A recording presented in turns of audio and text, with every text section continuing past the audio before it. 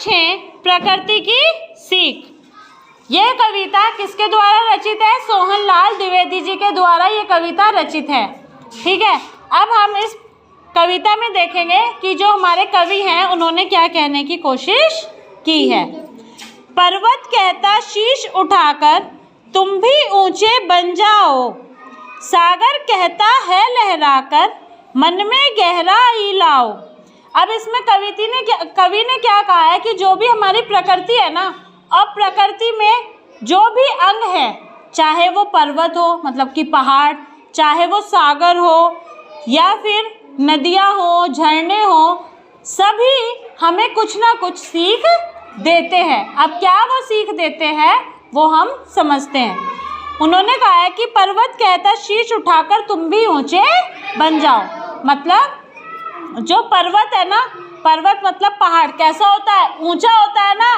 तो वो कहता है कि हमेशा तुम अपना सिर उठाकर जियो, ऐसे काम करो। सिर उठाकर जीना मतलब कि स्वाभिमान पूर्वक जीना, और ऊंचे बनना मतलब कि महान बन जाना।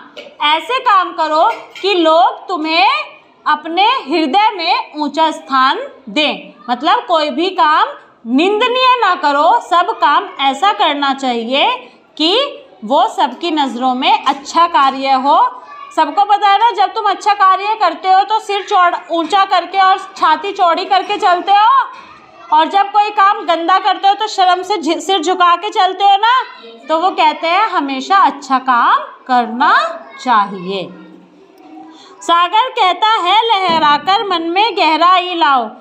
जैसे पर्वत कहता है ना कि स्वाभिमान पूर्वक जीना सीखो, ऐसा काम करना सीखो कि तुम सिर उठाकर चल सको, वैसे ही सागर क्या कहता है कि जैसे मैं अपने मन में गहराई लेकर चलता हूँ, मतलब कि सागर बहुत गहरा होता है ना, तो जैसे मैं गंभीर से पूरा गंभीर रहकर सारा कार्य करता हूँ, वैसे ही तुम अपने मन में गहराई लेकर आओ, अपने मन में बहुत सारे विचार लेकर आओ और गंभीरता पूर्वक अपने जीवन को जियो। ये ना हो कि तुम्हारा मजाक बनकर रह जाए। समझ रहे हो क्या कहती है उठ उठ गिर गिर तरल तरंग। अब वो क्या कहता है कि तरंग को देखो, मतलब कि पानी जब चलता है उठ के फिर नीचे गिरता है, फिर उठता है, फिर नीचे गिरता है ना। तो वो क्या कह रहा है कि तुमने कभी देखा है कि पानी कैसे चलता है? देखा है?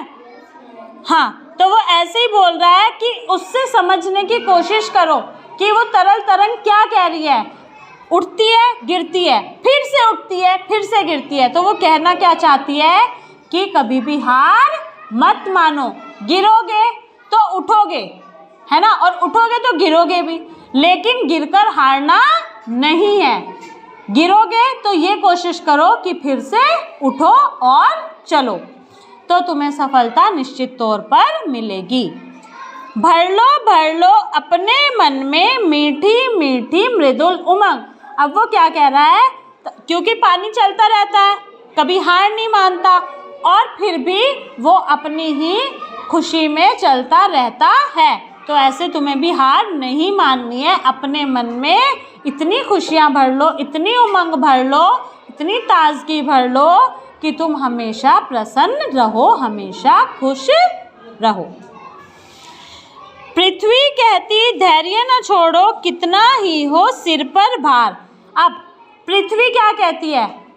पृथ्वी के ऊपर हम सबका भार टिका हुआ है ना, है ना। हम सब कहाँ रहते हैं? पृथ्वी के ऊपर, धरती के ऊपर रहते हैं ना। तो इसमें उन्होंने कहा है कि हमें पृथ्वी से भी सीख लेने की ज़रूरत है। कैसे ज़रूरत है? क्योंकि पृथ्वी के ऊपर हम सबका बोझ है, परंतु फिर भी पृथ्वी कैसी है? धैर्यवान है, उसने हम सबके बोझ को संभाल रखा है। तो उसी प्रकार भले ही हमारे सिर पर कितना ही बोझ क्यों ना हो, हमें अपना धैर्य नहीं छोड़ना चाहिए। नभ कहता है फैलो इतना ढक लो तुम सारा संसार। अब नभ मतलब कि आकाश, मतलब कि आसमान। आसमान क्या कहता है कि फैलो इतना, मतलब कि तुम अपना इतना विस्तार कर लो, इतने विस्तार पूर्वक फैल जाओ, इतने अच्छे कर्म करो कि तुम्हारी वाहवाही के चर्चे पूरे संसार में हो जाएं। मतलब तुम इतने प्रसिद्ध हो जाओ कि संसार का हर एक व्यक्ति तुम्हारी ही बात करे, लेकिन बुराई में नहीं, अच्छाई में, है ना भाई। बुरा कर्म नहीं करना, अच्छा कर्म करना है ना। जैसे आसमान ने सारे संसार में फैला हुआ है ना, पूरे संसार को ढका हुआ है, ऐसे ही तुम अपने अच्छे कार्यों से इतने प्रसिद्ध हो जाओ कि संसार में तुम्हारा भी नाम हो। समझ में आया कि प्रकृति के जितने भी अंग हैं वो हमें क्या सीख देते हैं? तो इससे जो हमारे सोहन लाल द्विवेदी जी हैं, उन्होंने हमें जिंदगी में, जीवन में आगे बढ़ने की सीख दी है। किसके माध्यम से? प्रकृति के विभिन्न अंगों के माध्यम से। समझ में आया?